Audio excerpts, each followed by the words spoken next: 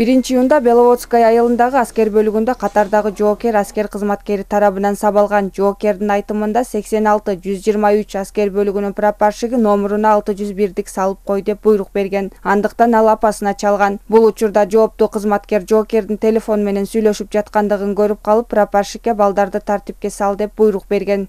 Бирде посттон түш. Мен өзүнчө сүйлөшөм деди. Жашооңду башкача кылам деди. 11-ден постто түшүп келсе мени уруп сабап баштады. Эртең саат 9-га чейин мени уктаткан жок. Түнкү саат 11-ден баштап. Көзүм илинип уктап кетсе мени аркаман келип башка карабушка урат. Кайра ойгонуп туруп калам. Отургузган да жок.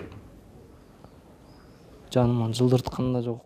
Бекзат Эсенбеков алгач Беловодская айылынын, андан кийин республикалык ооруканасына жеткирилип, демин кыстыкканына байланыштуу пневмония деген диагноз коюлган. Жоокердин апасынын билдирүүсүндө атасы менен жездеси тактап сураганына байланыштуу уртокмокко алынганын айтып берген. Ага чейин коркконунан окуянын чоо жайын айткан эмес. Такап сурай бергенинен айтыптыр, ошо прапорщик Жаныбек уулу Төрөбай деген бала түнкү 12-ден эртең 9-га чейин тындырбай сабап, жерге кулатып, кайта тургузуп, ушинтип былчылдап тердетип, анан ошондо да өпкөгө, жүрөккө колуна полотенцаны суулап ороп алып, урат экен көгөртпөй турган кылып.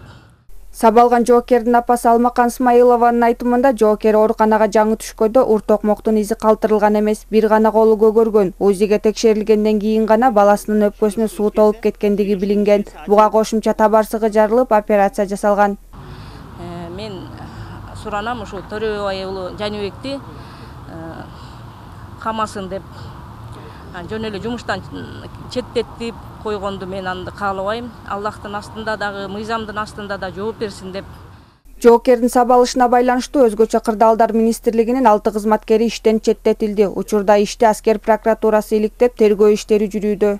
Азыркы учурда ошол эки иш боюнча 6 кызматкер, ошол эки орто командирлер, баягы средний звено, нижний звено и верхний звено дейт. Ошол эки звенонун ошо тиешелүүлүгү бар 6 кызматкер өзүнүн кызматтык милдеттерин аткаруудан четтетилди.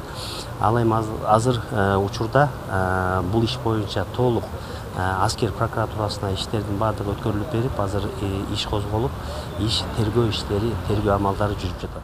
Жоокердин таекеси тиешелүү жарандар жазасын алып, акыйкат чечим чыгат деп үмүттөнүүдө. Аскер кызматында бири-бирине үстөмдүк көрсөтүү жоюлуп, иретке келтирүү зарыл. Анткени бул окуя кайталанып турушу мүмкүн. Солдаттар өйдөңкүлөрү улам бирине-бири кыр көрсөткөн эң жаман көрүнүш. Бул мурда ошол эле бала чыгарган жок. Мурдагылардан калганда, ошолордон калып келген. Ошону улантып атат да. Жаман адат бул.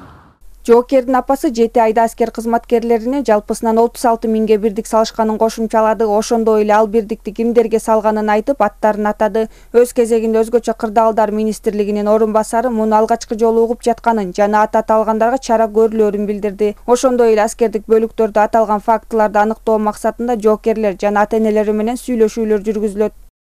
Карлыгач Асангулова, Руслан Бараненко, ЛТР Бишкек.